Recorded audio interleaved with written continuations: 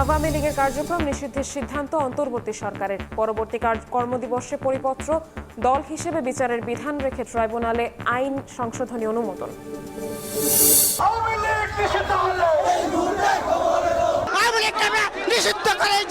আওয়ামী লীগ নিষিদ্ধ হয়েছে, এর জন্য আমরা খুবই আনন্দিত। আওয়ামী লীগের কার্যক্রম নিষিদ্ধের ঘোষণায় সারা দেশে ছাত্র জনতার বাঁধ ভাঙা উল্লাস। দলটিকে বিচারের সুনির্দিষ্ট রোডম্যাপ ঘোষণার দাবি হাসনাত আব্দুল্লাহর। 999-এ যুক্ত হলো ট্রাফিক আপডেট। রাজধানীর কোনো রাস্তা বন্ধ হলে তথ্য জানা যাবে ফোন করেই। সড়কে আন্দোলনের কারণে জনভোগান্তি কমাতে ব্যবস্থা, জানালো ডিএমপি। বজ্রপাতে বাড়ছে মৃত্যুহার। দেশে প্রতি বছর প্রাণ হারাচ্ছেন অন্তত 300 জন। জলবায়ু পরিবর্তনই দায়ী মত বিশেষজ্ঞদের। হাওরে কৃষকদের জন্য আশ্রয় কেন্দ্র স্থাপনের পরামর্শ। এবং যুদ্ধবিরতি ঘোষণার কয়েক ঘন্টার মধ্যেই পাকিস্তানের বিরুদ্ধে লঙ্ঘনের অভিযোগ ভারতের। কড়া জবাবের হুঁশিয়ারি, অস্বীকার করে পাল্টা অভিযোগ ইসলামাবাদের।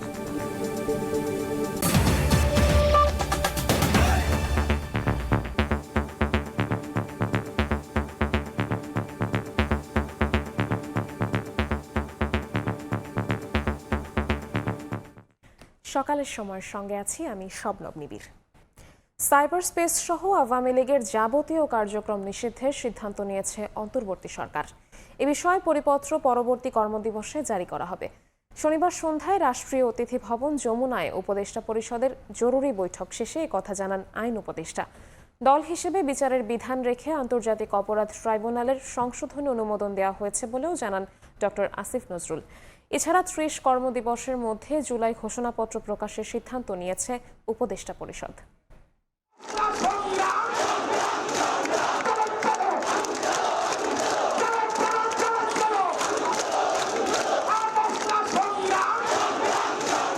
ছাত্র জনতার অভ্যুত্থানের 9 মাস পর গণহত্যার দায়ে আওয়ামী লীগকে নিষিদ্ধের দাবিতে রাজপথে নামে জাতীয় নাগরিক পার্টির নেতাকর্মীরা। পরে ফ্যাসিবাদ বিরোধী সব শক্তি ঐক্যবদ্ধ আন্দোলন গড়ে তোলে। প্রথমে প্রধান উপদেষ্টার বাসভবন যমুনার সামনে অবস্থান, পরে শাহবাগে ব্লকেড সহ দেশের বিভিন্ন স্থানে বিক্ষোভ করেন তারা। 3 দফা দাবিতে অনড় থাকে আন্দোলনকারীরা।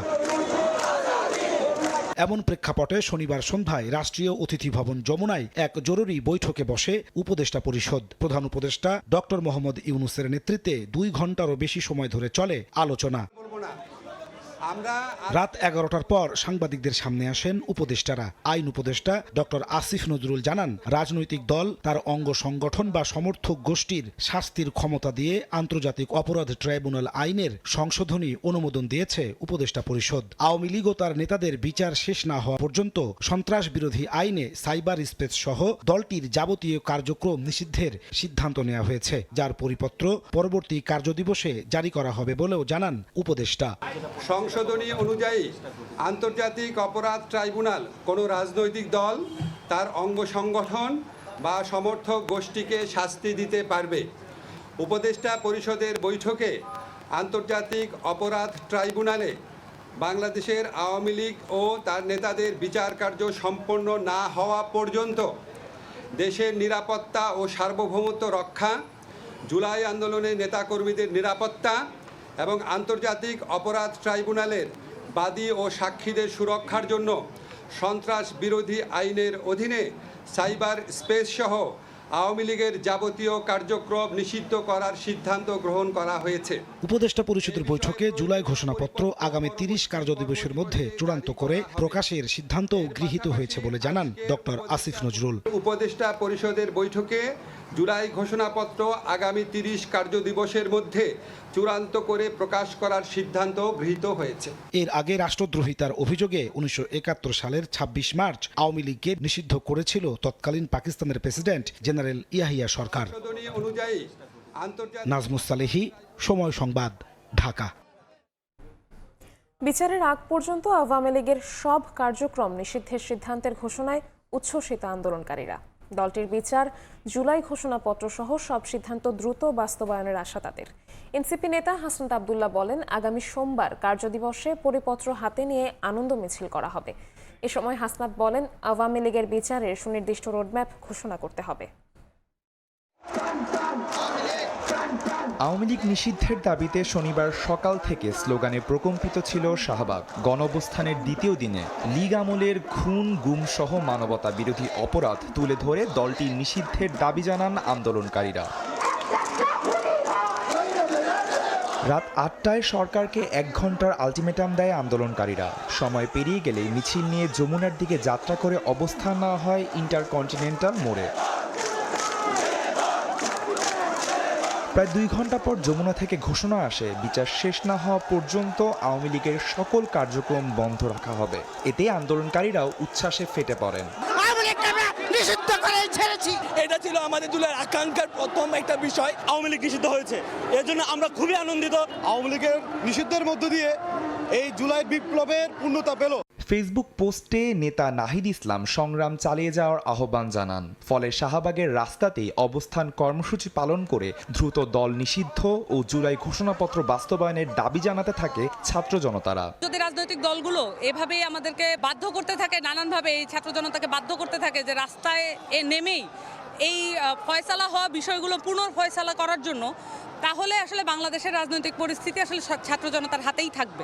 এই দল হিসাবে কিন্তু আওয়ামী লীগকে নিষিদ্ধ করেনি, বরং তাদের সাংগঠনিক কার্যক্রম নিষিদ্ধ করছে। আমরা মনে করি অতি দ্রুত বিচারিক প্রক্রিয়ার মাধ্যমে দল হিসাবে আওয়ামী লীগকে নিষিদ্ধ ঘোষণা করতে হবে। পরে রাত ৩টার দিকে শাহবাগে আসেন হাসনাত আব্দুল্লাহ সহ জুলাই আন্দোলনের অন্যান্য নেতাকর্মীরা। এ সময় হাসনাত বলেন, আওয়ামী লীগের বিচারের রোডম্যাপ ঘোষণা করতে হবে। জুলাই ঘোষণাপত্র নিয়ে অন্তর্বর্তী সরকার টালবাহানা করছে বলে অভিযোগ করেন তিনি। সোমবার কার্যদিবস শুরু হলে আওয়ামী লীগের সকল কার্যক্রম নিষিদ্ধের পরিপত্র নিয়ে আনন্দ মিছিল করার ঘোষণাও দেওয়া হয়। বিগত সময়ে জুলাই ঘোষণাপত্র নিয়ে এই অন্তর্বর্তীকালীন সরকারের টালবাহানা আমরা লক্ষ্য করেছি। ঘোষণাপত্র প্রণয়নের সুনির্দিষ্ট রোডম্যাপ ঘোষণা করতে হবে। এই অন্তর্বর্তীকালীন সরকার যে ৩০ দিন সময় দিয়েছে, এই ৩০ দিন সময়কে আমরা পর্যবেক্ষণের মধ্যে রাখবো। আবশ্যিকভাবে বিচারের রোডম্যাপ আমাদের সামনে ঘোষণা করতে হবে। আমরা এই সোমবারে প্রজ্ঞাপন নিয়ে আমরা আনন্দ মিছিল করব। মধ্যরাতে আন্দোলনকারীদের সঙ্গে সংহতি প্রকাশ করেন হেফাজতে ইসলাম বাংলাদেশের যুগ্ম মহাসচিব মাওলানা মামুনুল হক। আদনান তুর্য, সময় সংবাদ, ঢাকা। আওয়ামী লীগের সব ধরনের কার্যক্রম নিষিদ্ধ ঘোষণার পরই আনন্দ মিছিল নিয়ে সড়কে নামে সারা দেশের ছাত্র জনতা। আনন্দ ধ্বনি দিয়ে বিভিন্ন সড়ক প্রদক্ষিণ করেন তারা। কোথাও কোথাও পড়া হয় শুকরানা নামাজও। এ সময় তারা দ্রুত পরিপত্র জারি ও গণহত্যাকারীদের বিচারের দাবি জানান।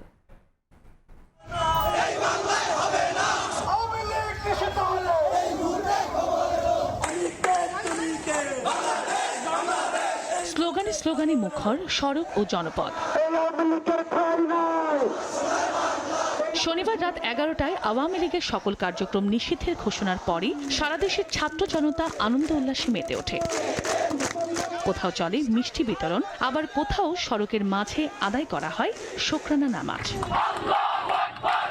চট্টগ্রামে বিজয় মিছিল করে জাতীয় ঐক্য মঞ্চ। নগরীর ২ নম্বর গেটে বিপ্লব উদ্যানের সামনে থেকে মিছিল বের করে মিষ্টি খাইয়ে আতশবাজি ফুটিয়ে উল্লাস করেন নেতাকর্মীরা। পাশাপাশি চট্টগ্রাম বিশ্ববিদ্যালয়ের বিভিন্ন ছাত্র সংগঠন সহ সাধারণ শিক্ষার্থীদের আনন্দ ধ্বনিতে প্রকম্পিত হয় পুরো ক্যাম্পাস। বগুড়ায় আনন্দ মিছিল করে ছাত্র শিবির ও খেলাফত ছাত্র মজলিস। মিছিল শেষে শুকরানা নামাজ আদায় করেন সংগঠনটির নেতাকর্মীরা। বাংলাদেশে আওয়ামী লীগ সাংবিধানিকভাবে যতদিন পর্যন্ত নিষিদ্ধ হচ্ছে, ততদিন পর্যন্ত আমাদের এই কর্মসূচি, আমাদের আন্দোলন চলবে। আমাদের রক্তের সুদ আমরা নিছি। আওয়ামী লীগকে অবশ্যই খুব দ্রুত সময়ের জন্য নিষিদ্ধ করতে হবে। রাজশাহী বিশ্ববিদ্যালয়ে শিক্ষার্থীরা জোহা চত্বর থেকে আনন্দ মিছিল শুরু করেন। তারা বলেন, আওয়ামী লীগের কার্যক্রম নিষিদ্ধের সিদ্ধান্তের মধ্য দিয়ে ফ্যাসিবাদের চূড়ান্ত পতন হয়েছে। ময়মনসিংহের টাউন হল মোড়ে জড়ো হন বৈষম্য বিরোধী ছাত্র আন্দোলন ও জামায়াত শিবিরের নেতাকর্মীরা। আনন্দ মিছিল করে মিষ্টি বিতরণ করেন তারা। এ সময় তারা দ্রুত পরিপত্র জারি ও গণহত্যাকারীদের বিচারের দাবি জানান। আওয়ামী লীগের বিচার নিশ্চিত করতে হবে। যতক্ষণ না পর্যন্ত বিচার নিশ্চিত করা না হবে, ততক্ষণ পর্যন্ত আমরা থাকবো। খুলনায় আনন্দ মিছিল মিষ্টি বিতরণ করেন জামায়াতে ইসলামী, ইসলামী আন্দোলন, গণ অধিকার পরিষদ সহ বিভিন্ন রাজনৈতিক দলের নেতাকর্মীরা। এদিকে বরিশালে বিএন কলেজ সহ বিভিন্ন শিক্ষা প্রতিষ্ঠান থেকে খণ্ড খণ্ড মিছিল নিয়ে নেতাকর্মীরা জড়ো হয়ে নতুল্লাবাদী বিজয় উল্লাস করেন। আওয়ামী লীগের নিষিদ্ধ ঘোষণায় সাধারণ মানুষ অনেক অনেক খুশি এবং উল্লাসিত। জুলাইয়ের সনাতন পত্রটা সেটা এখনো দেয়নি, তো এটা যতক্ষণ না দিবে আমরা এই রাজপথ থেকে যাচ্ছি না। বিচারের আওতায় আনতে হবে এবং জুলাই যে ঘোষণাপত্র সেটা ঘোষণা করতে হবে। সাভারের শহীদ ইয়ামিন চত্বরে এনসিপির নেতাকর্মীরা আনন্দ মিছিল বের করেন। ফরিদপুর ও নেত্রকোনায় আনন্দ মিছিল করেছে বৈষম্য বিরোধী ছাত্র আন্দোলন, জামায়াতে ইসলামী ও ইসলামী ছাত্র শিবির সহ খেলাফত আন্দোলন। আজকে আমাদের জন্য একটা বিশেষ দিন, কারণ ফ্যাসিবাদের দোসর আওয়ামী লীগ সন্ত্রাসী সংগঠন হিসেবে প্রাথমিকভাবে নিষিদ্ধ হয়েছে। এছাড়া মোংলা, সুনামগঞ্জ, পঞ্চগড়, লক্ষ্মীপুর, নরসিংদী সহ সারা দেশের বিভিন্ন স্থানে আনন্দ মিছিল করে উল্লাস প্রকাশ করেন ছাত্র জনতা। চন্দ্র বিশ্বাস, ববি, সময় সংবাদ। জনগণের আংশিক দাবি পূরণ হয়েছে জানিয়ে জামায়াত ইসলামীর আমির ডক্টর শফিকুর রহমান বলেন, আওয়ামী লীগের বিচার ত্বরান্বিত করতে হবে। রাতে আওয়ামী লীগের সব কার্যক্রম নিষিদ্ধের পর মগবাজার মোড়ে শুকরানা নামাজ ও সমাবেশে একথা বলেন জামায়াত আমির। দাবি আমাদের পুরা বাস্তবায়িত হয়নি। জুলাই প্রক্লেমেশন এখনো আসেনি। বিপ্লবের পূর্ণাঙ্গ ঘোষণা এখনো আমরা পাইনি। আমরা ইনশাআল্লাহ ধাপে ধাপে সামনের দিকে এগিয়ে যাব। জুলাইকে আমরা হারিয়ে যেতে দেব না। এই জুলাইকেই বুকে ধারণ করে আমরা এগিয়ে যাব। সবাই যেমন রাস্তায় নেমে এসেছিল, আগামী দিনে যেন আর এমন পরিস্থিতি তৈরি না হয় যে আবার আমাদেরকে রাস্তায় নামতে হবে। রাস্তায় নামার আগে এই দাবিগুলো আমাদেরকে পূরণ করে দিয়ে দিবেন আপনারা। আমরা সেই দিনের অপেক্ষায় থাকলাম। জাতীয় জরুরি সেবা 999-এ যুক্ত হয়েছে নতুন সেবা ট্রাফিক আপডেট। কোনো কারণে রাজধানীর কোনো রাস্তা বন্ধ হলে সে তথ্য এখন জানা যাবে 999-এ ফোন করেই। ঢাকা মহানগর পুলিশ বলছে, সড়কে বিভিন্ন সময়ে আন্দোলনের কারণে জনভোগান্তি কমাতে এ ব্যবস্থা। জাতীয় জরুরি সেবার দায়িত্বরতরা বলছেন, এজন্য কাজ করছে আলাদা ডেস্ক। এমন উদ্যোগকে সাধুবাদ জানিয়েছে নগরবাসী। জরুরি সেবা নিয়ে মাসুদুর রহমানের 2 পর্বের বিশেষ প্রতিবেদনের শেষ পর্ব আজ।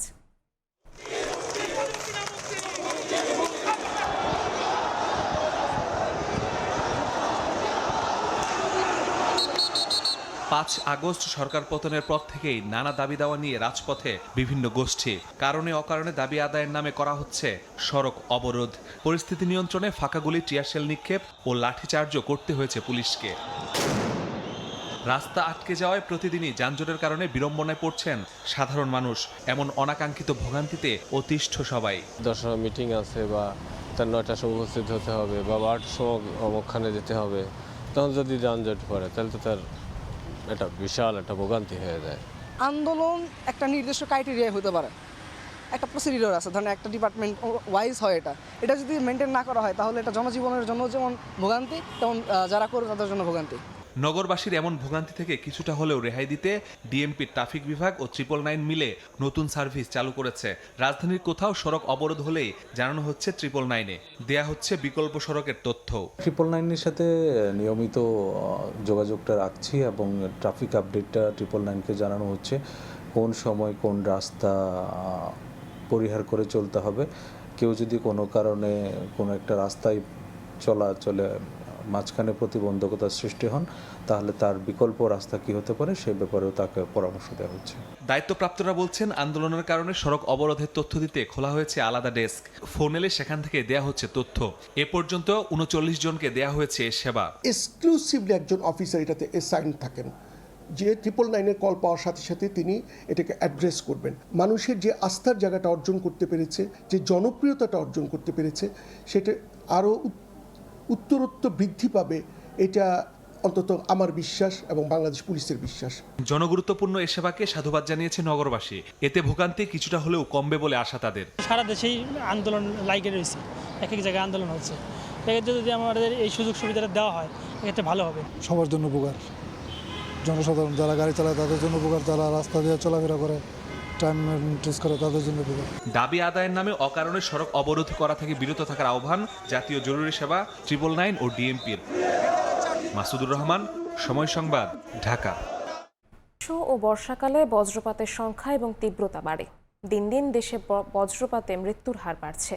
জাতিসংঘের তথ্য অনুযায়ী বাংলাদেশে প্রতি বছর বজ্রপাতে গড়ে ৩০০ জন মানুষ মারা যায়। জলবায়ু পরিবর্তনে বজ্রপাত বাড়ছে বলে মনে করেন বিশেষজ্ঞরা। এই দুর্যোগ থেকে কৃষকদের রক্ষায় সমন্বিত উদ্যোগ নেওয়া প্রয়োজন বলে মনে করেন সংশ্লিষ্টরা। ইকরামুল কবিরের রিপোর্ট, ছবি তুলেছেন দেগেন সিংহ ও নৌশাদ আহমদ চৌধুরী।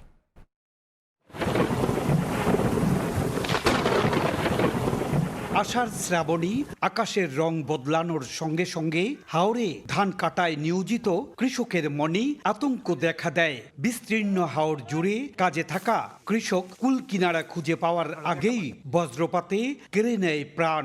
দিন দিন এই আতঙ্ক বাড়ছে, হচ্ছে প্রাণহানি। জলবায়ু পরিবর্তনের ফলে বায়ু দূষণের কারণে বজ্রপাত বাড়ছে বলে মনে করেন বিশেষজ্ঞরা। জলবায়ুর পরিবর্তনের কারণে আয়োনাইজড পার্টিকুলার পরিমাণ এইটা বর্তমানে এরিয়াগুলোতে দেখা যাচ্ছে অনেক বেড়ে গেছে। বেড়ে যাওয়ার কারণে বজ্রপাত হওয়ার প্রবাবিলিটিটা বেড়ে যাচ্ছে দিন দিন। 2015 সালে বজ্রপাতকে দুর্যোগ ঘোষণা করা হলেও প্রচারণায় তেমন কোনো অগ্রগতি নেই বলে জানান হাওরবাসী। কৃষি বিভাগ বলছে, কৃষকদের আবহাওয়ার পূর্বাভাস জানানো হয়। ধান কাটার শ্রমিকদের জন্য হাওরে আশ্রয় কেন্দ্র স্থাপন করা জরুরি বলে মনে করছেন সংশ্লিষ্টরা। আবহাওয়া প্রকল্পের একটা গ্রুপ তৈরি করেছে কৃষকের, ওই কৃষকের গ্রুপে মেসেজ চলে যায় আর বাবিস পোর্টাল আছে, একটা পোর্টালে নিয়মিত বুলেটিন দেওয়া হয় এবং ইমার্জেন্সির ক্ষেত্রে ইমার্জেন্সি ফোরকাস্টিং দেওয়া হয়। এপ্রিল আর মে মাসে কালবৈশাখী মেঘটা বেশি আসে, ওই সময় তারা ধান কাটতে মাঠে থাকে, তাহলে তাকে ওই সময়ে অস্থায়ী একটা ছাউনি হলে গড়ে তুলতে হবে, ওখানে গিয়ে আশ্রয় নিতে হবে। এই অবস্থায় কখন বজ্রপাত হবে কিংবা কখন ঝড় বৃষ্টি আসবে তা তারা জানে না। এতে করে ঘটে যায় অনেক সময় বড় ধরনের দুর্ঘটনা। গত কয়েকদিন আগে একজন মারা গেছে আমরা রান্নারপুরে, আর কোনো মাইকিং চেকিং করা হয় না। মানুষের টাকা বলে মারা যায়, এইগুলা যে একটা খবর আছে না, এই খবর আমরা এই তাহির প্রধানের ভিতরে আমরা পাই না। জাতিসংঘের তথ্য অনুযায়ী বাংলাদেশে প্রতি বছর বজ্রপাতে গড়ে 300 মানুষ মারা যান। চলতি বছরের জানুয়ারি থেকে 30 এপ্রিল পর্যন্ত 67 জন বজ্রপাতে মারা গেছেন। এই দুর্যোগ থেকে রক্ষা পেতে প্রযুক্তি নির্ভরতার কথা জানালেন এই বিশেষজ্ঞ। বজ্রপাত যেহেতু হাই ভোল্টেজের একটা ইলেকট্রিসিটি প্রবাহ, এমন কোনো পাথ যদি তাকে দিয়ে দেয়া যায় যেই দিকে সে আকৃষ্ট হবে, তাহলে হিউম্যান বিইং বা অন্যান্য স্থাপনা সেগুলা প্রোটেক্টেড হবে। জলাভূমির হাওর অঞ্চল খ্যাত সুনামগঞ্জ, হবিগঞ্জ, কিশোরগঞ্জ ও নেত্রকোনায় বজ্রপাতে মৃত্যুর হার সবচেয়ে বেশি। ইকরামুল কবির, সময় সংবাদ, সিলেট। বিএনপি চেয়ারপারসন বেগম খালেদা জিয়া তার ছোট ভাই শামীম ইস্কান্দারের বাসায় এক পারিবারিক অনুষ্ঠানে যোগ দেন। শনিবার রাত 9টায় গুলশানের ফিরোজার বাসা থেকে বের হয়ে তার ভাইয়ের বাসায় যান। এ সময় তার বড় ছেলে তারেক রহমানের সহধর্মিণী ডাক্তার জুবাইদা রহমান সঙ্গে ছিলেন। 2018 সালের 8 ফেব্রুয়ারি দুর্নীতির মামলায় কারাদণ্ড হলে এরপর দেশে আর কোনো পারিবারিক অনুষ্ঠানে যোগ দিতে পারেননি বিএনপি চেয়ারপারসন। 7 বছর পর এবারই প্রথম পারিবারিক কোন অনুষ্ঠানে যোগ দিলেন তিনি। 5 আগস্ট পরবর্তী সময়ে গত নভেম্বরে সশস্ত্র বাহিনী দিবসের অনুষ্ঠানে যোগ দেন সাবেক প্রধানমন্ত্রী বেগম জিয়া। 4 মাস লন্ডনে চিকিৎসা শেষে গত 6 মে দেশে ফেরেন বিএনপি চেয়ারপারসন। স্টিলটেক মানে গুণগত মান। নানা আয়োজনে বান্দরবানে পালিত হচ্ছে বৌদ্ধ ধর্মাবলম্বীদের অন্যতম ধর্মীয় উৎসব বুদ্ধ পূর্ণিমা। এই মুহূর্তে জেলার কেন্দ্রীয় বৌদ্ধ বিহারের সামনে রয়েছেন রিপোর্টার এন.এ. জাকির। যাচ্ছি তার কাছে। জাকির, বৌদ্ধ ধর্মাবলম্বীদের অন্যতম প্রধান ধর্মীয় উৎসব বুদ্ধ পূর্ণিমা আজ দিনটি পালন উপলক্ষে সকাল থেকে বৌদ্ধ ধর্মাবলম্বীরা নানা কর্মসূচি উদযাপন করছে। এই মুহূর্তে আমরা আছি বৌদ্ধ বিহারের অপোজিটে বোধি বৃক্ষের গাছের নিকটে। এখানে আমরা আপনাদেরকে দেখানোর চেষ্টা করছি। এখানে এই মুহূর্তে শত শত বৌদ্ধ ধর্মাবলম্বী নরনারীরা এখানে উপস্থিত হয়েছেন বোধি বৃক্ষের নিকটে। মূলত এই বোধি বৃক্ষের নিকটেই ধ্যানমগ্ন অবস্থায় গৌতম বুদ্ধ বুদ্ধত্ব লাভ করেন। সেই স্মৃতি স্মরণ করে কিন্তু আজকের এই দিনটিতে বৌদ্ধ ধর্মাবলম্বীরা বোধি বৃক্ষের নিকটে এসে উপস্থিত হয়েছেন। সেই স্মৃতির স্মরণে তারা এখানে প্রার্থনা করছেন এই মুহূর্তে প্রার্থনা শেষে তারা এখানে জল সিঞ্চন করবেন বোধি বৃক্ষের নিকটে। মূলত গৌতম বুদ্ধের জন্মদিন এবং একই দিনে বুদ্ধত্ব লাভ এবং পরিনির্বাণ, এই তিনটি স্মৃতি বিজড়িত এই দিনটিকে ঘিরে কিন্তু মূলত বুদ্ধ পূর্ণিমা উদযাপিত হয়ে থাকে। পূর্ণিমার তিথিতে বৌদ্ধ ধর্মাবলম্বীরা এই দিনটি উদযাপন করে থাকে। তো দিনটি উপলক্ষে তারা নানা আনুষ্ঠানিকতা রয়েছে। বিশেষ করে সকালে একটি শোভাযাত্রা বের হয়েছে। শোভাযাত্রাটি শহরের বিভিন্ন পাড়া প্রদক্ষিণ করে এই বোধি বৃক্ষের নিকটে এসে কিন্তু শেষ হয়েছে। এই মুহূর্তে এখানে প্রার্থনা চলছে। এরপরে তাদের রয়েছে ধর্মীয় দেশনা এবং বোধি বৃক্ষে জল সিঞ্চন, এবং তারপরে রয়েছে ছোঁয়াইন দান। বিশেষ করে বিহারে যে ভান্তেরা রয়েছে, ভান্তেদের উদ্দেশ্যে তারা নানা ধরনের মিষ্টান্ন খাবার পরিবেশন করবে। ঘর থেকে তারা তাদের জন্য খাবার নিয়ে আসবে। এরপরে তারা পঞ্চশীল অষ্টশীল গ্রহণ করবে, এবং তারপরে বিকালে রয়েছে হাজার প্রদীপ প্রজ্বলন, ধর্মীয় দেশনা, এবং সবশেষে কিন্তু দেশ ও জাতির মঙ্গল কামনায় সমবেত প্রার্থনায় তারা অংশগ্রহণ করবে। মূলত গৌতম বুদ্ধের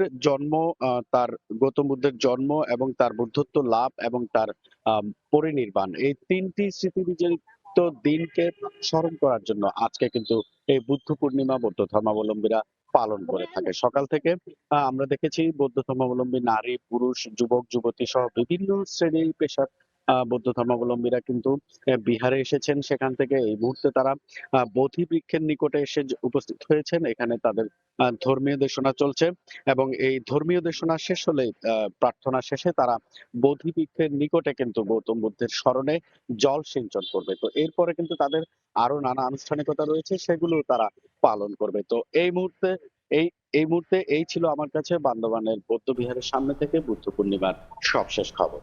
কোনো স্বার্থ ছাড়া ভালোবাসা দিতে পারেন শুধুই একজন, তিনি মা। নিজেকে উজাড় করে ভালোবাসেন, ভালোবাসতে শেখান। নিজের সর্বস্ব বিলিয়ে দিয়ে সন্তানের সঙ্গে থাকেন, মঙ্গল কামনা করে চলেন প্রতিনিয়ত। বিশ্ব মা দিবসে একজন মেয়ের মা হয়ে ওঠার গল্প শোনাবেন চন্দ্রিমা চৌধুরী। ক্যামেরায় ছিলেন শামসুল হক প্রিন্স।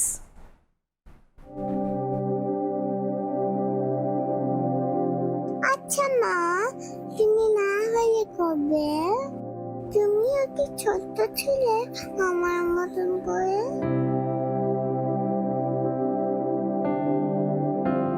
সবাই ছোট্ট পঙ্কি থেকে এত বড় হলে। তুমি জানো, আমি যখন প্রথম তোমার হার্টবিট শুনলাম আমি কান্না করে দিয়েছি। এখন শুধু তোমার অপেক্ষায়।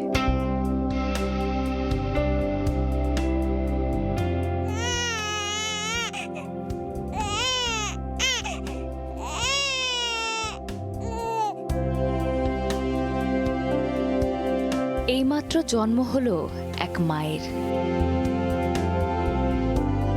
রাবেয়ার কোল জুড়ে এসেছে অমূল্য রতন, যার মুখের হাসির জন্য উজাড় করে দিতে পারে সব। যতটা কষ্ট ছিল বেবিটা এখন কোলে নেওয়ার পরে সেই কষ্টগুলো এখন আর মনে নেই। সন্তানকে তিলে তিলে বড় করেন মা। দিনরাত যত্ন, সন্তানের বড় হওয়ার যাত্রায় টিফিন তৈরি করে হাত ধরে স্কুল, তারপর ক্লাস শেষ করে ফেরার অপেক্ষা। মায়ের মমতার কাছে হার মানে সব। মায়ের নিরাপদ কোলের উষ্ণতা আর কোমল স্পর্শে যে শিশু বেড়ে ওঠে, সেও একদিন হয়ে ওঠে মা। আমি ছাড়া ওদের পৃথিবী অন্ধকার, কোনোদিন সুখ শান্তি কিছু পাবে না। মার মতন কেউ ভালোবাসে না। সোনিয়ার বাবার মৃত্যুর পর তার মাই এক হাতে সংসার থেকে শুরু করে বিপদে আপদে ঢাল হয়ে দাঁড়িয়েছেন। সেই দৃঢ় কঠিন মাও দুর্ঘটনা আর বয়সের ভারে এখন ছোট্ট শিশুর মতো হয়ে যান কখনো কখনো। মানুষ যত বড় হয় না, একটা শিশুর মতন হয়ে যায়। সে আমার কাছে সময় চায়। এক প্রকার বলবো আমার দুনিয়াটাই আমার মা। যখন আম্মাতে হাত বুলাই দেয় না, সকল টেনশন ডিপ্রেশন সবকিছু চলে যায়। কিভাবে জানো? আমার মাকে ছাড়া আমি একটা দিন একটা সেকেন্ড কল্পনা করতে পারি না। দিবস রজনী আমি যেন কার আশায় আশায় থাকি। মা, অনেকদিন তুমি আমার গানই শুনতে চাও না, আমাকে মনা বলেও ডাকো না। তবু হিমালয় থেকে সমতল এই শহরের সব অলিগলিতে আমি তোমার ডাক শুনতে পাই। মায়েরা কি কখনো হারিয়ে যায়, নাকি রাতের সব তারাই থাকে দিনের আলোর গভীরে? চন্দ্রিমা চৌধুরী, সময় সংবাদ, ঢাকা। বিএনপির মতবিনিময় সভায় দুই গ্রুপের সংঘর্ষে 2 জন গুলিবিদ্ধ সহ 3 জন আহত হয়েছেন। স্থানীয়রা জানান, শনিবার বিকেল থেকে উপজেলা ও পৌর বিএনপি কমিটির মতবিনিময় সভা চলছিল। রাত 10টার দিকে জেলা বিএনপির সদস্য আবু হেনা মোস্তফা কামাল গ্রুপের সঙ্গে সিনিয়র যুগ্ম আহ্বায়ক আব্দুল আজিজ গ্রুপের সমর্থকদের কথা কাটাকাটি হয়। এক পর্যায়ে উভয় পক্ষের মধ্যে ধাওয়া পাল্টা ধাওয়া ও গোলাগুলি শুরু হয়।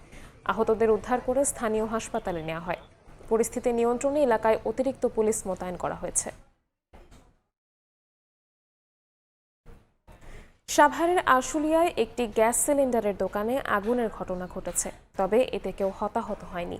প্রত্যক্ষদর্শীরা জানান, শনিবার রাত 8:30টার দিকে নরসিংহপুর কাশিমপুর আঞ্চলিক সড়কের বাংলাবাজার এলাকার ব্যবসায়ী করিম মিয়ার দোকানে হঠাৎ আগুন লেগে যায়।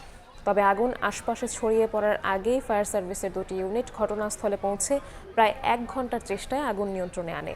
তার আগেই পড়ে যায় দোকানে থাকা সমস্ত মালামাল। এখন পর্যন্ত আগুন লাগার কারণ জানা যায়নি। আসছে বাজেটে রিকন্ডিশন গাড়ি আমদানিতে বয়সসীমা 5 থেকে বাড়িয়ে 10 বছর করার দাবি এ খাতের শীর্ষ সংগঠন বারভিডার।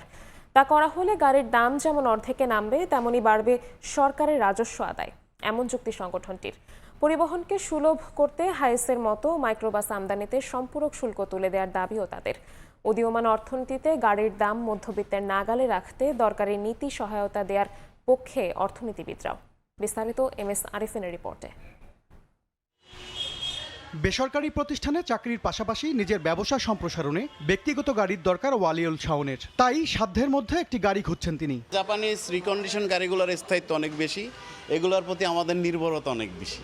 শাওনের মতো অনেকেরই চোখ রিকন্ডিশন গাড়ির দিকে, কারণ দাম যেমন কম তেমনি টেকে বেশি দিন, আবার বিক্রির প্রয়োজন হলে ক্রেতাও মেলে সহজে। রিকন্ডিশন গাড়িতে লোন দিতে সাপোর্ট করে, কারণ এটা টিকসই বেশি। উবার পাঠাও, এতে যারা গাড়িগুলো দেয় তাদের জন্য এই রিকন্ডিশন গাড়ির জন্য বেস্ট। জাপানিজ মালটা আপনি 10 বার রিপেয়ারিং করলে 10 বারই চলবে, এটা গ্যারান্টি সহ ঠিক করা যায়। রিকন্ডিশন গাড়ির পার্টসগুলো আপনার বাংলাদেশের যেখানে যেখানে পার্টস বিক্রি করে আপনি সবখান থেকেই কালেক্ট করতে পারবেন। বারভিডার তথ্য, দেশে আমদানি হওয়া গাড়ির 75%ই রিকন্ডিশন বা পুরনো। তবে সর্বোচ্চ 5 বছরের পুরনো গাড়ি আমদানি করতে পারেন ব্যবসায়ীরা। যদিও কোনো বয়সসীমা নেই অস্ট্রেলিয়া, যুক্তরাজ্য ও থাইল্যান্ডে। আর হংকংয়ে 7 ও কানাডায় আমদানি করা যায় 15 বছরের পুরনো গাড়ি। বাংলাদেশেও বয়সসীমা বাড়িয়ে 10 বছর করা হলে গাড়ির দাম অর্ধেকে নামবে বলে দাবি সংগঠনটির। তবে কার্বন নিঃসরণ মানদণ্ডে কোনো ছাড় দিতে চান না তারা। ইম্পোর্ট পলিসিতে যদি আমরা 5 বছরের জায়গায় যদি এটা 10 বছর বা অধিক, যেটা উন্নত দেশে আছে, যে কোনো বয়সসীমাও নাই, সেটা যদি আমরা পাই, অনলি ইমিশন স্ট্যান্ডার্ডটা উন্নত থাকলেই তারা ইম্পোর্ট পলিসিতে অ্যালাউ করে, তাহলে এটা ক্রয় সীমার ভিতরে চলে আসবে। নিবন্ধনের ক্ষেত্রে নতুনের চেয়ে পুরনো গাড়ির ফি 27,500 থেকে 54,000 টাকা বেশি গুনতে হয়। আসছে বাজেটে এই বৈষম্য দূর করার পাশাপাশি হাইসের মতো মাইক্রোবাস আমদানিতে বিদ্যমান সম্পূরক শুল্ক তুলে দেওয়ার দাবি বারভিডার। হাইয়েস্ট মাইক্রোবাসটা যেটা জনগণের গাড়ি, এটার ভিতরে সাপ্লিমেন্টারি ট্যাক্স থাকা উচিত না, এবং সাপ্লিমেন্টারি ট্যাক্সের জন্য এটা ক্রয়সীমার বাইরে চলে যাচ্ছে। মধ্যবিত্তের চাহিদা পূরণ করা রিকন্ডিশন গাড়ি যেন ভ্যাট ও শুল্ক বৈষম্যের শিকার না হয়, সেদিকে খেয়াল রাখার পরামর্শ অর্থনীতিবিদদের। বাংলাদেশের অর্থনীতি যেহেতু প্রসারিত হচ্ছে, অনেকের যেহেতু সক্ষমতা বাড়ছে, তো সুতরাং এই রিকন্ডিশন গাড়ির একটা বাজার থাকবে। কিন্তু দীর্ঘমেয়াদে আমাদের কার ম্যানুফ্যাকচারিং এবং অ্যাসেম্বলি, তো সেই দিকেও আমাদের চিন্তা করতে হবে। দেশে টেকসই সরবরাহ কাঠামো গড়ে তুলতে ট্রাক পিকআপ আমদানিতে শুল্ক কমানোর দাবি রিকন্ডিশন গাড়ি আমদানিকারকদের সংগঠন বারভিডার। পরিবেশ সুরক্ষায় ইভি কিংবা বৈদ্যুতিক গাড়ির ব্যবহার বাড়াতে জোর দেওয়া হলেও যন্ত্রাংশের সহজলভ্যতা, পুনরায় বিক্রিতে ভালো দাম আর দেশের সড়কে মানিয়ে নেবার সক্ষমতার কারণে এসব রিকন্ডিশন গাড়িতেই ভরসা রাখেন সাধারণ ক্রেতারা। এসব গাড়ির দাম নাগালের মধ্যে রাখতে আসছে বাজেটে তাই শুল্ক কমানোর দাবি তাদের। MS আরিফিন, সময় সংবাদ, ঢাকা। পোকার আক্রমণে জামালপুরে বোরো আবাদ নষ্ট হচ্ছে। ধান কাটার সময় এমন বিপর্যয়ে দিশেহারা কৃষক। বারবার কীটনাশক প্রয়োগ করেও কোনো সমাধান মেলেনি বলে জানান চাষিরা। তবে কৃষি বিভাগ বলছে পোকার আক্রমণ দমনে কাজ করছে তারা। জাহাঙ্গীর আলমের তথ্য ও আবুল কালাম আজাদের ছবি নিয়ে রিপোর্ট। বিস্তীর্ণ এলাকায় আবাদ করা হয়েছে বোরো ধান, বেশিরভাগ মাঠে শুরু হয়েছে ধান পাকা। জামালপুরে এবছর বোরো ধানের ভালো ফলন হয়েছে, তবে পোকার আক্রমণে ক্ষতিগ্রস্ত হচ্ছে সোনালী ফসল। কৃষক বলছেন, দূর থেকে দেখলে পাকা ধান মনে হলেও শীর্ষক গাছ সম্পূর্ণ সোনালী বর্ণ ধারণ করেছে। এমনকি আক্রান্ত গাছে ধানের চিটা তৈরি হয়েছে। বারবার কীটনাশক প্রয়োগ করেও মেলেনি কোনো সমাধান।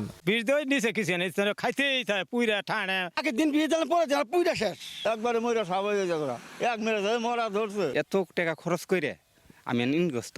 ঋণ দিমু কিভাবে চলাচল করবো, এখন আমগরে খুব সমস্যা। কুড়ি কুড়ি পোয়া এটা পাতায় বয়ে আছে, এটা একবারে নাড়াড়ারে আপনার কই সুইছে অস্কর খায় ফেলাই দেয়। এই মৌসুমে কোনো ধান উঠবো না, আমরা খামুখি আঙ্গুরে খুব ক্ষতিগ্রস্ত, আঙ্গুরের দিন পাট খুব কষ্ট যাবো এবছর। কৃষি বিভাগ বলছে, পোকার আক্রমণ দমনে কাজ করছেন তারা। স্থানীয়ভাবে অনেকে কারেন্ট পোকার কথা বলেছেন। আসলে এটা বিপিএই উপজেলা আমাদেরকে ইনফর্ম করেছে যে তারা ওই সব জায়গায় নিয়মিত পরিদর্শন করেছে এবং প্রয়োজনীয় যে ব্যবস্থাগুলো সেই বিষয়ে তারা কৃষকদেরকে পরামর্শ দিচ্ছে। কৃষি বিভাগের তথ্য মতে চলতি মৌসুমে জামালপুরে 1,27,560 হেক্টর জমিতে বোরো আবাদ হয়েছে।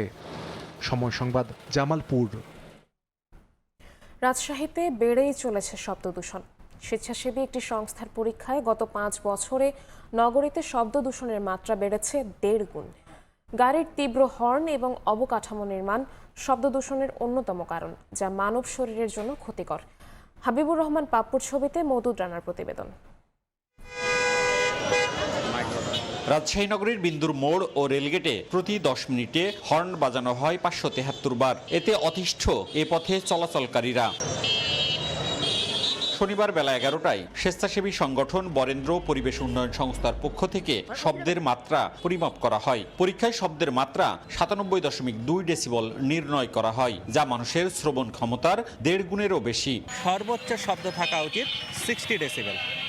তার মানে আমরা এখানে প্রায় 1.5 গুণেরও বেশি পাচ্ছি, যেটা আমাদের জন্য তো অত্যন্ত মারাত্মক। সংস্থাটি জানায়, সাহেববাজার, ভদ্রা, তালাইমারি ও লক্ষ্মীপুরেও শব্দের মাত্রা 75 ভাগ বেশি। শব্দ দূষণের অন্যতম কারণ যানবাহনের হর্ন, বিভিন্ন নির্মাণ কাজ। অতিরিক্ত শব্দে স্ট্রোক, হার্ট অ্যাটাক সহ বাড়ছে নানা স্বাস্থ্য ঝুঁকি। বাচ্চা, বৃদ্ধ, শিশু, আমরা যারা চালক, প্যাসেঞ্জার সবাই এই বিষয়ে সবাই ঝুঁকিপূর্ণ অবস্থান করছি। সবচেয়ে ভয়ানক বিষয় সেটা হচ্ছে যে হর্ন।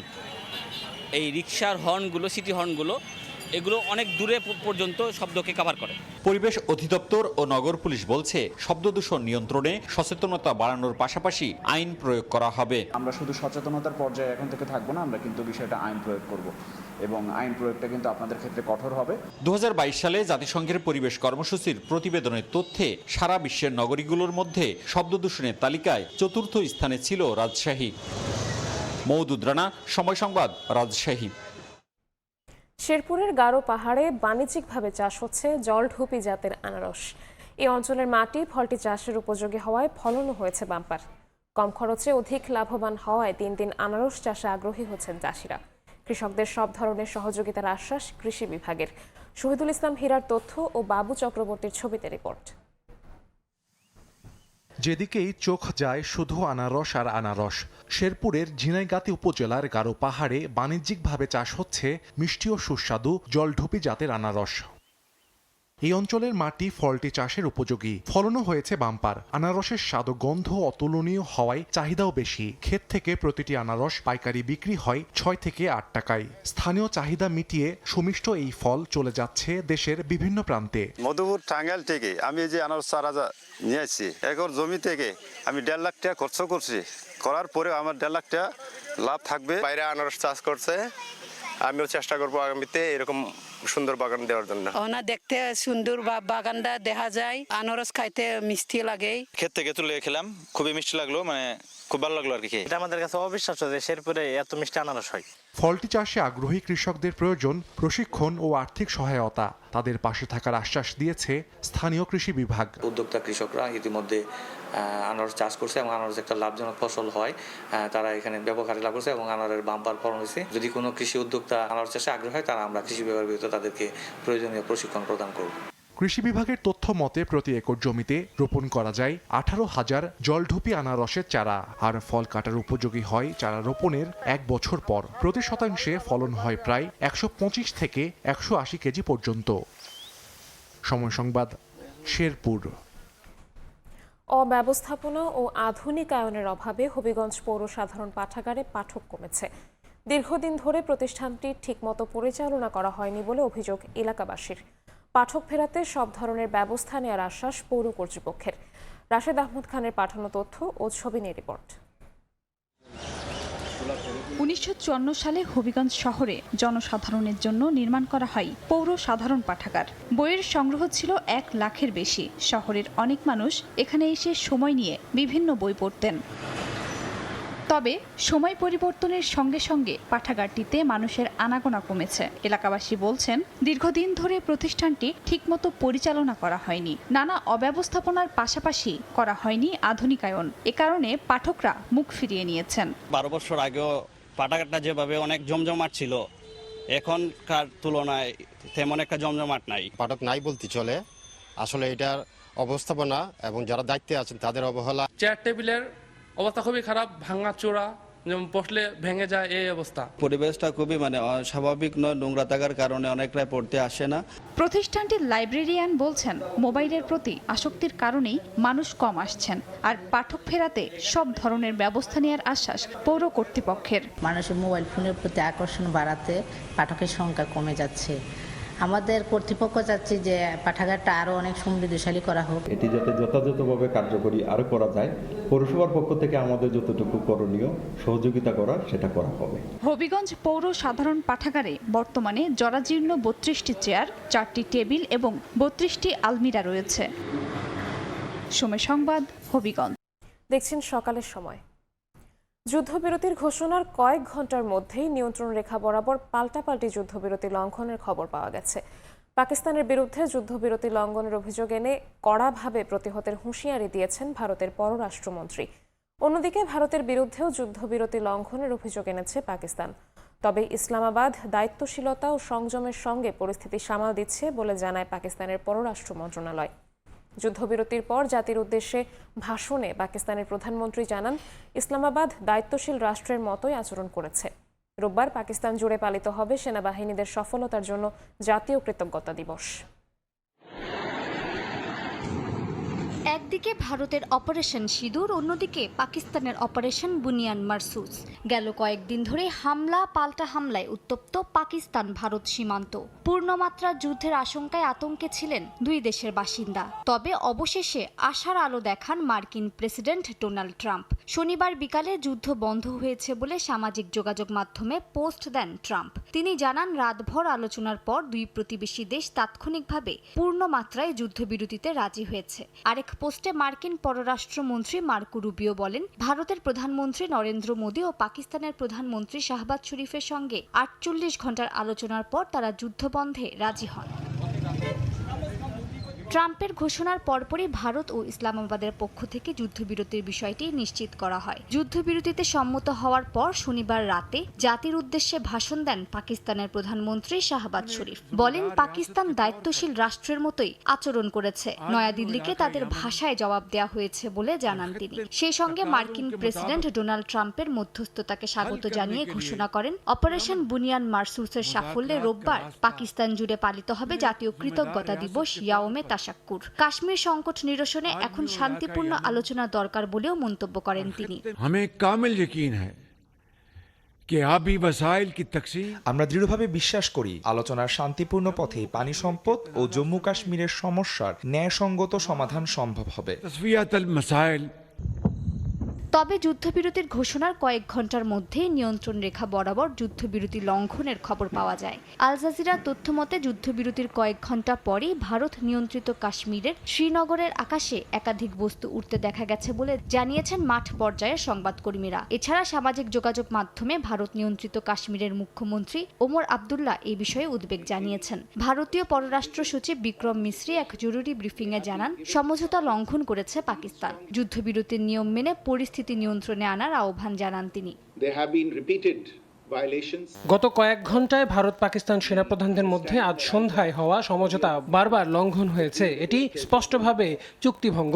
আমাদের সশস্ত্র বাহিনী উপযুক্ত জবাব দিচ্ছে এবং এসব লঙ্ঘনকে আমরা খুব গুরুত্বের সঙ্গে দেখছি।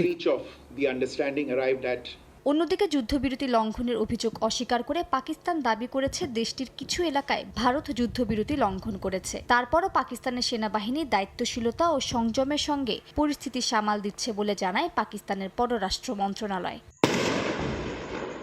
মালিহা সুহরওয়ার্দী, সময় সংবাদ। ভারত পাকিস্তানের যুদ্ধবিরতির সিদ্ধান্তকে সাধুবাদ জানিয়েছেন বাংলাদেশের অন্তর্বর্তী সরকারের প্রধান উপদেষ্টা ডক্টর মোহাম্মদ ইউনূস। কূটনৈতিক সমস্যার সমাধানে দুই প্রতিবেশীর পাশে থাকার প্রতিশ্রুতি দেন তিনি। যুদ্ধবিরতিতে পাকিস্তানের ভূমিকার প্রশংসা করেছে চীনের পররাষ্ট্রমন্ত্রী।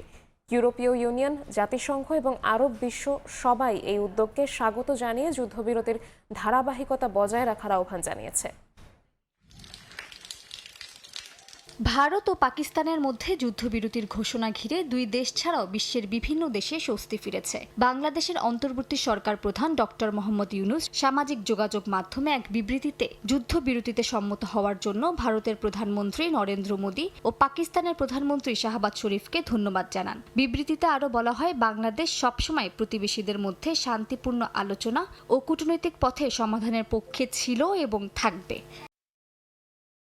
যুদ্ধবিরতিতে পাকিস্তানের ভূমিকার প্রশংসা করেছে চীন। পাকিস্তানের পররাষ্ট্রমন্ত্রী ইসহাক দারের সঙ্গে ফোন আলাপে চীনের পররাষ্ট্রমন্ত্রী ওয়াং ই জানান, বেইজিং সবসময় পাকিস্তানের সার্বভৌমত্ব, আঞ্চলিক অখণ্ডতা ও জাতীয় স্বাধীনতার পক্ষে আছে। জাতিসংঘ মহাসচিব আন্তোনিও গুতেরেস যুদ্ধবিরতিকে ইতিবাচক পদক্ষেপ হিসেবে আখ্যা দিয়েছেন। এই চুক্তি দীর্ঘস্থায়ী শান্তির পথে নিয়ে যাবে বলে আশা প্রকাশ করেন তিনি। যুক্তরাজ্যের প্রধানমন্ত্রী কিয়ার স্টারমার জানান, গত কয়েকদিন ধরে যুক্তরাজ্য দুই পক্ষের সঙ্গে আলোচনা চালিয়ে গেছে। বর্তমানে এই যুদ্ধবিরতিকে টেকসই ও স্থায়ী রূপ দেওয়া প্রয়োজন বলে মন্তব্য করেন তিনি। ইউরোপীয় ইউনিয়নের পররাষ্ট্র প্রধান কাজা কালাসও সতর্ক করে বলেছেন, যুদ্ধবিরতি রক্ষা করতে হবে কঠোরভাবে। জার্মানি এই যুদ্ধবিরতিকে উন্নতির প্রথম ধাপ হিসেবে আখ্যা দিয়ে বলছে, সংলাপই এখন মূল চাবিকাঠি। সৌদি আরব এবং সংযুক্ত আরব আমিরাতও দুই দেশের মধ্যে সংযম ও প্রজ্ঞার প্রশংসা করেছে। মালিহা সুহরওয়ার্দী, সময় সংবাদ। একদিকে গোলাবর্ষণ, অন্যদিকে খাদ্য ও ওষুধবিহীন অবরুদ্ধ গাজায় তীব্র হচ্ছে মানবিক বিপর্যয়। ডায়াবেটিস, ক্যান্সার, হেপাটাইটিসে আক্রান্তদের চিকিৎসাও অসম্ভব হয়ে পড়েছে। এর মধ্যেই উপত্যকাটিতে ইসরায়েলি বিমান হামলায় একদিনে 23 জন ফিলিস্তিনি নিহত হয়েছেন, আহত হয়েছেন 124 জন। এদিকে মধ্যপ্রাচ্যে দ্বিরাষ্ট্রভিত্তিক শান্তিপূর্ণ সমাধানে রাশিয়া প্রতিশ্রুতিবদ্ধ বলে ফিলিস্তিনের প্রেসিডেন্টকে আশ্বাস দিয়েছেন রুশ প্রেসিডেন্ট ভ্লাদিমির পুতিন। ইসরায়েলের অবরোধে ধ্বংসস্তূপে পরিণত গাজা। খাদ্য, পানি ও ওষুধের ঘাটতিতে 23 লাখ মানুষ প্রতিদিনের জীবনযুদ্ধে পরাজিত। 1 মাসের বেশি সময় ধরে ইসরায়েলের অবরোধে কার্যত বন্ধ খাদ্য সরবরাহ। ডায়াবেটিস, ক্যান্সার, হেপাটাইটিস ও ইমিউন রোগে আক্রান্তদের চিকিৎসাও অসম্ভব হয়ে পড়েছে বলে জানিয়েছে কাতার ভিত্তিক গণমাধ্যম আল জাজিরা। বিবিসিকে এক ফিলিস্তিনি বাবা জানান, ডায়াবেটিস আক্রান্ত সন্তানের জন্য ইনসুলিন খুঁজতে গাজার উত্তর প্রান্তে দিনের পর দিন ঘুরছেন তিনি। এমন সময় মস্কোয় ফিলিস্তিনের প্রেসিডেন্ট মাহমুদ আব্বাসের সঙ্গে বৈঠক করেছেন রুশ প্রেসিডেন্ট ভ্লাদিমির পুতিন। মধ্যপ্রাচ্যে দ্বিরাষ্ট্রভিত্তিক শান্তিপূর্ণ সমাধানে রাশিয়া অঙ্গীকারবদ্ধ বলে জানান পুতিন। বৈঠকে আব্বাস জানান, যুক্তরাষ্ট্রের প্রস্তাব অনুযায়ী গাজা থেকে ফিলিস্তিনিদের উচ্ছেদ এবং যুক্তরাষ্ট্রের নেতৃত্বে সাময়িক প্রশাসন চালুর প্রস্তাব প্রত্যাখ্যান করেছে তারা। আমরা গাজায় একটি মার্কিন প্রশাসন গঠনের প্রস্তাবের কথাও শুনেছি। আমরা দৃঢ়ভাবে এর বিরোধিতা করছি। আমরা এই বিষয়ে মার্কিন প্রশাসনকে স্পষ্টভাবে জানিয়ে দিয়েছি যে গাজায় শাসন করার অধিকার যুক্তরাষ্ট্র বা অন্য কোনো দেশের নেই। আমরা চাই গাজা উপত্যকায় ফিলিস্তিনি প্রশাসনের অধীনে পরিচালিত হোক। অন্যদিকে ডোনাল্ড ট্রাম্পের আসন্ন মধ্যপ্রাচ্য সফর সামনে রেখে শনিবার তেল আবিবে হাজারো ইসরায়েলি শান্তি চুক্তি ও জিম্মিদের মুক্তির দাবিতে বিক্ষোভে অংশ নেয়। মালিহা সুহরওয়ার্দী, সময় সংবাদ। সকালের সময় পাকিস্তান থেকে নিরাপদে দেশে ফিরেছেন বাংলাদেশের দুই ক্রিকেটার রিশাদ হোসেন ও নাহিদ রানা। জন্মভূমিতে পা রেখে সৃষ্টিকর্তা ও বিসিবির প্রতি কৃতজ্ঞতা প্রকাশ করেছেন তারা। গণমাধ্যমে জানিয়েছেন, পাকিস্তানে এ কদিনের ভয়াবহ অভিজ্ঞতার কথা। এ সময় বিসিবির সর্বোচ্চ চেষ্টায় তাদের সঙ্গে দেশে ফিরেছেন দুই ক্রীড়া সাংবাদিকও। আমরা ফ্লাইট টেক অফ করার 20 মিনিট পরে ওইখানে এয়ারপোর্টে একটা মিসাইল পড়ছে, তো পড়ার পরে আমরা একটু শক হয়ে গেছি। আতঙ্ক উৎকণ্ঠা গেল কয়েকদিনের ভয়াবহ অভিজ্ঞতার পর অবশেষে স্বস্তি রিশাদ নাহিদ রানার। দেশের মাটিতে পা রেখে শুকরিয়া সৃষ্টিকর্তার প্রতি। ভালো ফিরে আসছি, তো ভালো লাগতেছে আলহামদুলিল্লাহ আপাতত। রাওয়ালপিন্ডি স্টেডিয়াম এলাকায় ড্রোন হামলার পর ভয় ধরে গিয়েছিল পিএসএল এর প্রতিটা বিদেশি ক্রিকেটারদের মনে। সে সময় আতঙ্কিত হলেও সতীর্থ নাহিদ রানাকে সাহস জুগিয়েছেন রিশাদ। বিশ্বাস ছিল যে কোনো অবস্থাতেই তাদের পাশে থাকবে বোর্ড, নিরাপদে দেশে ফিরে তাই কৃতজ্ঞতা জানিয়েছে বিসিবিকে। তো বিসিবি থেকে অনেক খোঁজ খবর নিছে আমাদের সবসময়, এবং পিসিবি এবং পিএসএল টিম থেকে অনেক খোঁজ খবর নিছে। নাহিদ একটু ঘাবড়ে গেছে এবং একটু চুপচাপ ছিল। আমি চেষ্টা করছি যে ওকে কিভাবে ওকে বলছি যে টেনশনে কিছু না, আমরা দুজন আছি, আল্লাহ তো আছে, সমস্যা নেই ইনশাআল্লাহ। প্রথমবারের মতো বিদেশি লিগে খেলতে গিয়েছিলেন নাহিদ রিশাদ। এই সংঘাতের আগ পর্যন্ত সেখানে অভিজ্ঞতাও ছিল দারুণ, তবে পরবর্তীতে সেখানে যেতে ভয় থাকবে মনে। এরকম হলে একটু ভয় কাজ করবে, তো সিচুয়েশন হিসাবে দেখা যাবে যে যাবো কি যাবো না। আমাদের যে টিম ছিল রাহুল কারান্দাজ তো অনেক সাপোর্টিভ এবং সবাই ফ্যামিলির মতো, তো আমি বুঝতে পারিনি যে আমি পাকিস্তানে খেলতে গেছি। রিশাদ নাহিদ ছাড়াও দেশের দুই ক্রীড়া সাংবাদিকও পড়েছিলেন পাকিস্তানের এই ভয়াবহ পরিস্থিতির মধ্যে। ক্রিকেটারদের মতো তাদেরও দেশে আনতে সর্বোচ্চ চেষ্টা করেছে বিসিবি। এক কথায় আমরা বিসিবির কাছে কৃতজ্ঞ। ফারুক ভাই তিনি যদি আসলে ওভাবে না বলতেন, আমি এরকমও শুনেছি যে তিনি এভাবে বলেছেন যে যদি আমার ক্রিকেটার যায় একই সাথে আমার সাংবাদিককেও নিয়ে যেতে হবে। নাহিদ রানা বলছিলেন যে ভাই মরতে তো হবেই, কিন্তু যদি দেশে গিয়ে মরি, মায়ের কাছে গিয়ে মরি, ওইটা ভালো লাগতো আর কি। আপাতত যুক্তরাষ্ট্রের মধ্যস্থতায় যুদ্ধবিরতিতে সম্মত হয়েছে ভারত পাকিস্তান। তবে নতুন পরিস্থিতিতে আবারও পিএসএল আয়োজন করা হলে সেখানে যাওয়া হবে কিনা তা জানা নেই রিশাদ নাহিদের। তামিম হোসেন, সময় সংবাদ, ঢাকা। সকালের সময় শীর্ষ সংবাদগুলো জানিয়ে দিচ্ছি আরও একবার। আওয়ামী লীগের কার্যক্রম নিষিদ্ধের সিদ্ধান্ত অন্তর্বর্তী সরকারের। পরবর্তী কর্মদিবসে পরিপত্র, দল হিসেবে বিচারের বিধান রেখে ট্রাইব্যুনালে আইনের সংশোধনে অনুমোদন। আওয়ামী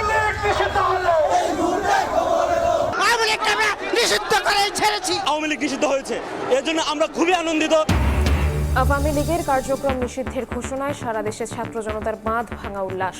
দলটিকে বিচারের সুনির্দিষ্ট রোডম্যাপ ঘোষণার দাবি হাসনাত আব্দুল্লাহর। এবং 999-এ যুক্ত হলো ট্রাফিক আপডেট। রাজধানীর কোনো রাস্তা বন্ধ হলে তথ্য জানা যাবে ফোন করেই। সড়কে আন্দোলনের কারণে জনভোগান্তি কমাতে এই ব্যবস্থা, জানালো ডিএমপি।